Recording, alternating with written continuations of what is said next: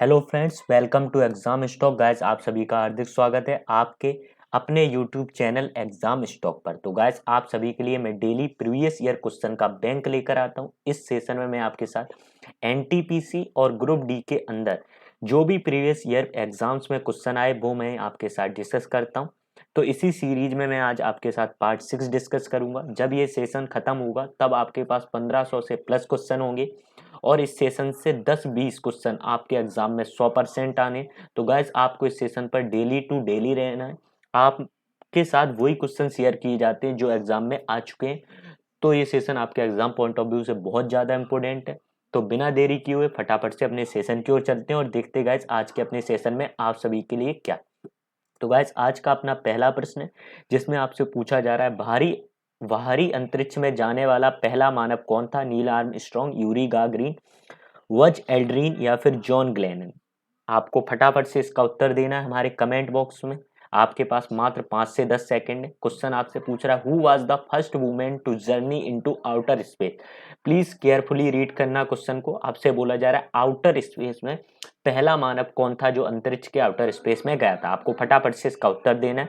तो गाइज, इसका राइट उत्तर होगा यूरी गागरिन जो थे वो पहली बार अंतरिक्ष के आउटर स्पेस में गए थे और इन्होंने अप्रैल 12 1961 के अंदर उसकी पूरी परिक्रमा कर ली थी। इनकी मृत्यु कैसे हुई? तो जो मिग 50 विमान था वो क्रैश होने से इनकी मृत्यु हो गई थी और ये रसिया के थे।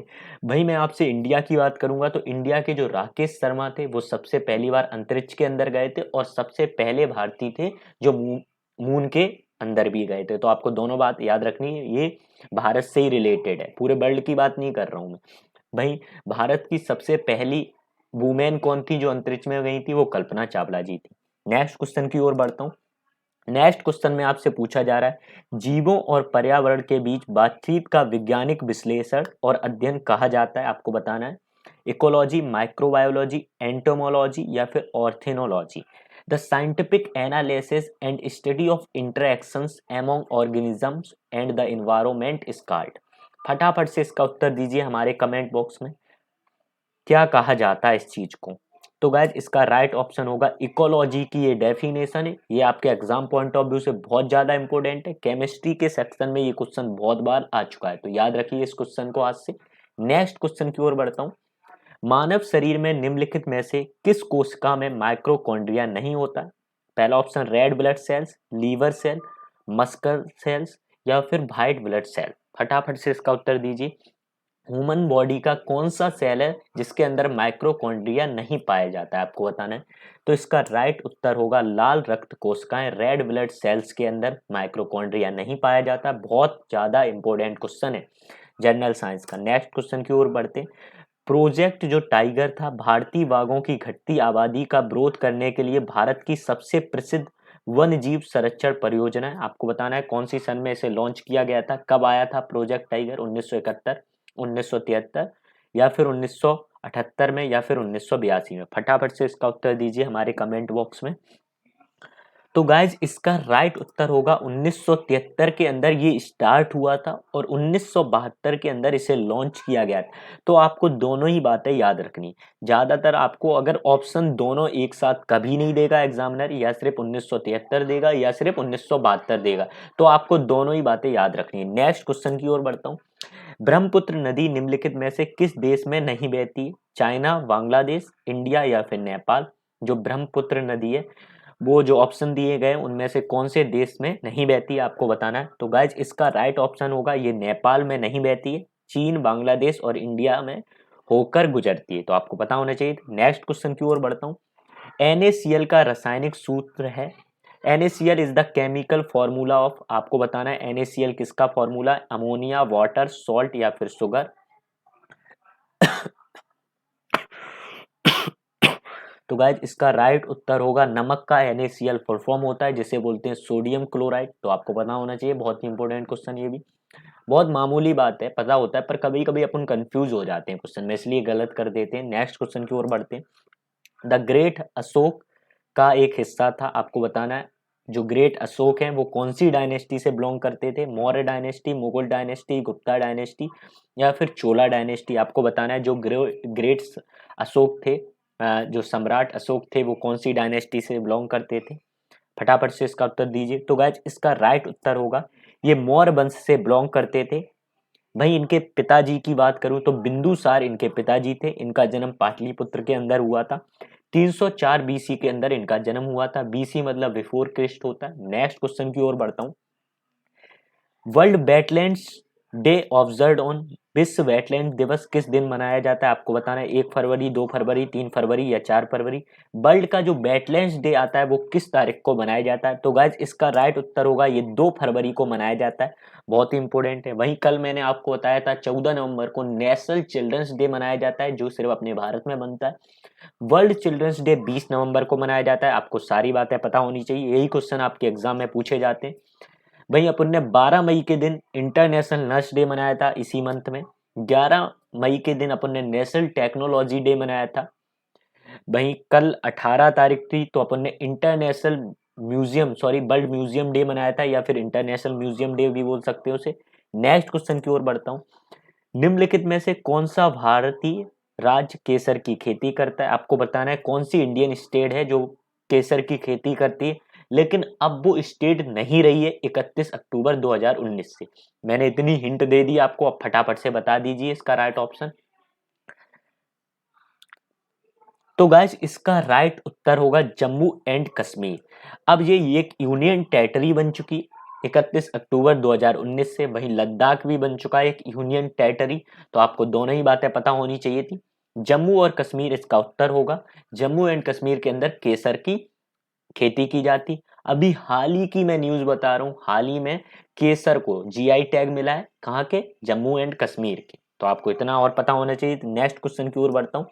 निम्नलिखित में से किस ग्रह का कोई चंद्रमा नहीं है? जुपिटर, मार्स, वीनस, नेपच्यून, बृहस्पति, मंगल, वीनस या फिर नेपच्यून। आपको बताना है जो प्लेनेट होते हैं उनके अंदर कुछ मून्स होते हैं उनके। ऐसा कौन सा प्लेनेट है जिसके अंदर कोई भी मून्स नहीं है? तो आपको बताना है इसका राइट उत्तर। हमारे कमेंट बॉक्स में इसका उत्तर दीजिए, आपके पास मात्र 5 से 10 सेकंड है। तो गाइस इसका राइट उत्तर होगा मरकरी। और वीनस के अंदर कोई भी मून्स नहीं होते हैं, तो इसका राइट उत्तर होगा वीनस। इसमें मरकरी नहीं दिया था। 2 ऑप्शन कभी नहीं देता है राइट, जो 2 ऑप्शन होते हैं एक ही ऑप्शन देता है एग्जामिनर। तो इसका राइट उत्तर होगा वीनस। वही मैं आपको बता दूं, मरकरी के भी अंदर 0 होते हैं और वीनस के अंदर भी 0 होते हैं। अर्थ के अंदर 1 है, मार्स के अंदर 2 है, जुपिटर के अंदर 66 है, सैटर्न के अंदर 62 है, यूरेनस के अंदर 27 है, नेपच्यून के अंदर 13 है। प्लूटो अब एक ग्रह नहीं है, आपको ये बात भी पता होना चाहिए थी। 173 मून से अपने सोलर सिस्टम के अंदर, ये बात भी आपको पता होनी चाहिए। नेक्स्ट की ओर बढ़ता हूं मैं। रेडियम किस खनिज से प्राप्त होता है? आपको बताना है रूटाइल, हेमीटेट या फिर चून पत्थर या फिर पिच ब्लेड। तो फटाफट से इसका उत्तर दीजिए हमारे कमेंट बॉक्स में। जो रेडियम होता है वो कौन से मिनरल से उत्पन्न होता है? तो मैं आपको बता दूं, पिच ब्लेड के अंदर से रेडियम उत्पन्न होता है। आप स्क्रीन पर इसकी फोटो देख सकते हो। नेक्स्ट की ओर बढ़ता हूं। किस वर्ष में पहली बार ओलंपिक खेलों में महिलाओं ने सभी खेलों में भाग लिया था? क्वेश्चन आपसे पूछ रहा है जो ओलंपिक गेम्स होते हैं उसमें पहली बार महिलाओं ने सारे गेम्स, उसके साथ उसके अंदर बहुत सारे गेम्स होते हैं, तो सारे गेम्स के अंदर पार्टिसिपेट किया था। तो वो कौन सी सन में किया था आपको बताना है।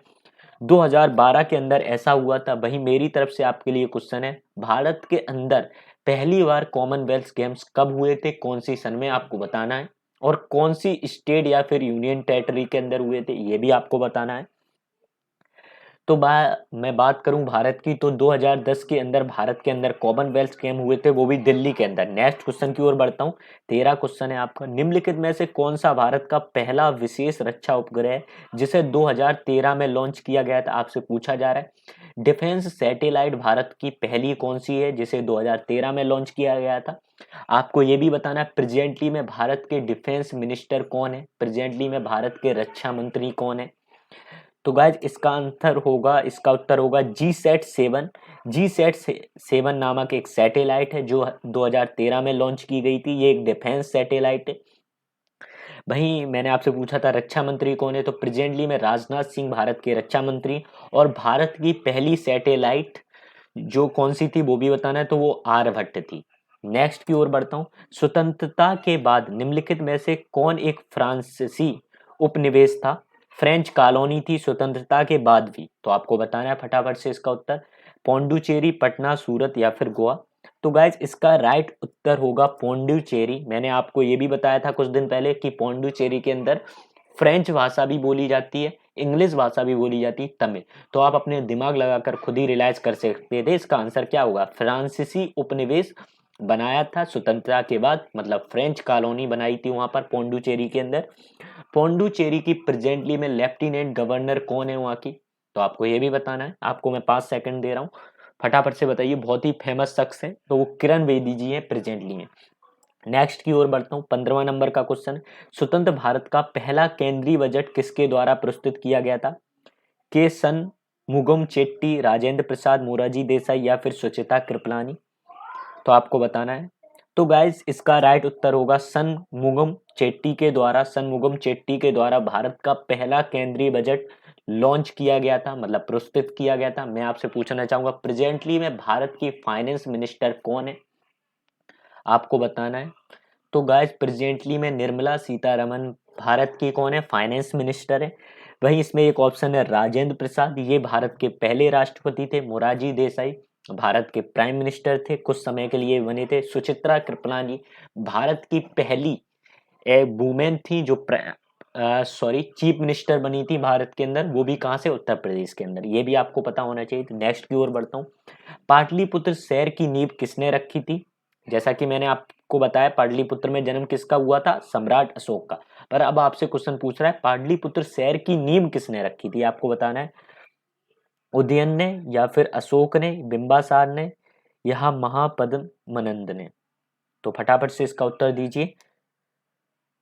तो इसका राइट उत्तर होगा उदयन के द्वारा पाटलिपुत्र शहर की नींव रखी गई थी। बहुत ही इंपॉर्टेंट क्वेश्चन है आपके एग्जाम पॉइंट ऑफ व्यू से। बहुत ज्यादा इसको लोग गलत करके आते हैं, लोग सम्राट अशोक लगाते हैं या फिर बिंबासार लगाते हैं इसमें उत्तर। आपको याद रखना है उदयन के द्वारा पाटलिपुत्र शहर की नींव रखी गई थी। नेक्स्ट क्वेश्चन की ओर बढ़ता हूँ। किन दो शासकों के बीच पानीपत की पहली लड़ाई हुई थी, आपको बताना है। अकबर एंड बलोल लोधी, बाबर एंड इब्राहिम लोधी, बहराम खान या फिर सिकंदर लोधी, शाहजहां या फिर दौलत खान लोधी, फटाफट से इसका उत्तर दीजिए। फर्स्ट बैटल ऑफ पानीपत किस किस के बीच लड़ा गया था, आपको बताना है। तो ये बाबर और इब्राहिम लोधी के बीच लड़ा गया था 21 अप्रैल 5026 के अंदर। वहीं सेकंड पानीपत का बैटल 5 नवंबर 5056 के अंदर लड़ा गया था, 1556 के अंदर। वो किसके, विक्रमादित्य और अकबर की सेना थी वहां पर। वहीं थर्ड जो पानीपत की लड़ाई थी वो मराठा और अहमद शाह के बीच लड़ी गई थी 14 जनवरी 1761 के अंदर। तो आपको तीनों ही पता होने चाहिए थे और तीनों ही बहुत ही इंपॉर्टेंट है। इसका क्वेश्चन बहुत बार आता है आपके एग्जाम में। नेक्स्ट क्वेश्चन की ओर बढ़ता हूँ। नागार्जुन सागर बांध निम्नलिखित में से किस नदी पर बनाया गया है, कृष्णा, चंबल, कोसी या फिर सतलज, फटाफट से इसका उत्तर दीजिए। बहुत ही इंपॉर्टेंट क्वेश्चन है ये। डैम का मैंने वीडियो बना रखा है, आपको डिस्क्रिप्शन में मैं डलवा दूंगा नीचे से, आप वहां से देख सकते हो कौन सा डैम कहां पर स्थित है। नेक्स्ट बढ़ता हूं। तो कृष्णा रिवर के ऊपर नागार्जुन सागर बांध बना हुआ है। हर साल एक ना एक क्वेश्चन बांध का आना ही है आपके एग्जाम में, तो आप पूरा सेशन देख लीजिए, मैं डलवा दूंगा डिस्क्रिप्शन में उसका लिंक। नेक्स्ट क्वेश्चन की ओर बढ़ते हैं। निम्नलिखित में से किसे जीव विज्ञान का पिता कहा जाता है, फादर ऑफ बायोलॉजी किसे कहा जाता है, आपको बताना है। अरस्तु, डार्विन, लंबार्क या फिर हिप्पोक्रेट्स, फटाफट से इसका उत्तर दीजिए। आपके पास मात्र 5 से 10 सेकंड है। तो इसका उत्तर होगा अरस्तु को जीव विज्ञान का पिता कहा जाता है, मतलब बायोलॉजी का। और इन्हें किस किस चीज का और पिता कहा जाता है, तो मैं आपको बता दूंगा कि जूलॉजी का भी इन्हें पिता कहा जाता है, वहीं इम्ब्रोवोलॉजी का भी इन्हें पिता कहा जाता है। किसको, अरस्तु को। इन्हें इंग्लिश में बोलते हैं अरिस्टोटल। तो इनका नाम याद रखिए, बहुत इंपॉर्टेंट है, बहुत बार ये क्वेश्चन आ चुका है। फादर ऑफ बायोलॉजी या फिर जीव विज्ञान का पिता किसे कहा जाता है, तो याद रखना अरिस्टोटल या फिर अरस्तु। और वहीं जूलॉजी का भी फादर इन्हें कहा जाता है, इम्ब्रोलॉजी का भी फादर इन्हें कहा जाता है। नेक्स्ट की ओर बढ़ता हूँ। निम्नलिखित में से कौन एक स्केलर क्वाड्रेंटिटी अदिश राशि है, आपको बताना है। स्केलर क्वाड्रेंटिटी इनमें से कौन सी, electric field, average velocity, power या फिर मैग्नेटिक मूवमेंट, इलेक्ट्रिक फील्ड, औसत वेग, शक्ति या फिर चुंबकीय मोमेंटम। आपसे पूछा जा रहा है स्केलर क्वाड्रेंटिटी इनमें से कौन सी है? तो गाइज इसका राइट उत्तर होगा शक्ति एक स्केलर क्वाड्रेंटिटी है। स्केलर क्वाड्रेंटिटी का मतलब होता है जिसके अंदर सिर्फ मैग्नीट्यूड है वो स्केलर क्वाड्रेंटिटी होती है। वहीं वेक्टर क्वाड्रेंटिटी होती है जिसके अंदर मैग्नीट्यूड और डायरेक्शन भी है, तो उसे बोलते हैं कौन सी? वेक्टर क्वाड्रेंटिटी। तो स्केलर क्वाड्रेंटिटी में आती है distance, speed, mass, pressure, energy, temperature, volume, density. ये स्केलर क्वाड्रेंटिटी के अंदर डिस्प्लेसमेंट वेक्टर क्वाड्रेंटिटी होता है क्योंकि उसमें डायरेक्शन भी होती। वेलोसिटी के अंदर भी डायरेक्शन होती। वेट, जब अपन वेट तोलते हैं तो ग्रेविटेशनल फोर्स लगती है। मोमेंटम, एक्सेलरेशन और इलेक्ट्रिक फील्ड में भी लगती है, मैग्नेटिक फोर्स वगैरह। तो ये सब वेक्टर क्वाड्रेंटिटी होती है। नेक्स्ट की ओर बढ़ता हूँ। बर्ड फ्लू के वायरस को भी कहा जाता है। बर्ड फ्लू को किस वायरस के नाम से और जाना जाता है? तो NH51, NH15, H5N1, N5H1। तो फटाफट से इसका उत्तर दीजिए। तो H5N1 के नाम से भी जाना जाता है बर्ड फ्लू वायरस को। याद रखिए, बहुत ही इंपॉर्टेंट क्वेश्चन है। केमिस्ट्री वाले सेक्शन में ये क्वेश्चन बहुत बार पूछा जाता है। नेक्स्ट को निम्नलिखित में से कौन इनपुट डिवाइस नहीं है? कीबोर्ड, स्कैनर, माउस या फिर प्रिंटर? फटाफट से। तो इसका राइट उत्तर होगा प्रिंटर एक इनपुट डिवाइस नहीं है। कीबोर्ड में जब अपन इनपुट देते हैं तभी वो आउटपुट दिखाता है अपन को स्क्रीन पर। स्कैनर में भी जब अपन आउटपुट दिखाते हैं तब वो इनपुट दिखाता है, इनपुट देते हैं तब वो आउटपुट देता है, सॉरी। माउस के अंदर भी अपन बटन दबाते हैं, इनपुट देते हैं तब वो आउटपुट दिखाता है। तो याद रखिए। 23वां नंबर का क्वेश्चन है जिसमें एक वेबसाइट दी गई है। ये किसका उदाहरण है? सॉरी, ये किसका उदाहरण है? मैंने पहले ही बता दी ये वेबसाइट। तो ये एक वेबसाइट है। आपसे ऐसा पूछा जाता है एनटीपीसी और ग्रुप डी के एग्जाम में। ये कंप्यूटर सेक्शन का क्वेश्चन है। मैं सारे सेक्शन के क्वेश्चन एक ही सेशन में रखता हूँ जिससे आपको प्रॉब्लम नहीं है। बिहार के पहले मुख्यमंत्री कौन थे? Who was the first chief minister of Bihar? तो इसका राइट उत्तर होगा कृष्णा सिंह। बिहार के पहले मुख्यमंत्री थे। प्रेजेंटली में बिहार के मुख्यमंत्री कौन है? तो वो आपको बताना है हमारे कमेंट बॉक्स में, वो आपके लिए होमवर्क है। और ये भी बताना कि राज्यसभा और लोकसभा में बिहार में कितनी सीटें हैं। लास्ट क्वेश्चन है जो आज का अपना, जिसमें आपसे पूछा जा रहा है डॉक्टर मनमोहन सिंह से ठीक पहले भारत के प्रधानमंत्री कौन थे?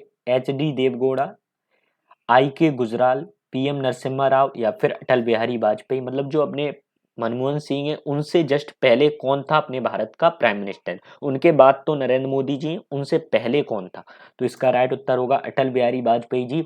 उनसे पहले कौन थे? भारत के प्राइम मिनिस्टर थे जवाहरलाल नेहरू, भारत के पहले प्राइम मिनिस्टर। फिर गुलजारी लाल नंदा, फिर लाल बहादुर शास्त्री, गुलजारी लाल नंदा, फिर बने इंदिरा गांधी आई 1996 के अंदर, फिर मोरारजी देसाई आए 1997 के अंदर। तो इस प्रकार से भारत के प्राइम मिनिस्टर की मैंने लिस्ट भी डाल दी आपकी स्क्रीन पर। गाइज अगर आपको इसकी PDF चाहिए तो डिस्क्रिप्शन में हमारे चैनल का लिंक है, उसे ज्वाइन करोगे, वहां पर आपको इसकी PDF मिल जाएगी। तो गाइज आपको अगर ये सेशन अच्छा लगा हो तो लाइक करना मत भूलिए, क्योंकि एक लाइक से मेरा मोटिवेशन बहुत ज़्यादा इंक्रीज होता है। तो प्लीज़ लाइक कीजिए, शेयर कीजिए और लोगों तक पहुंचाइए और लोगों को जोड़िए, क्योंकि ये सेशन आपके एग्जाम पॉइंट ऑफ व्यू से बहुत ज़्यादा इंपॉर्टेंट है। तो थैंक यू एवरीवन। अपना सेशन यहीं पर ख़त्म होता है। लाइक करना मत भूलिए गाइस। Thank you guys. कल फिर मिलते हैं अपन इसी टाइम पर।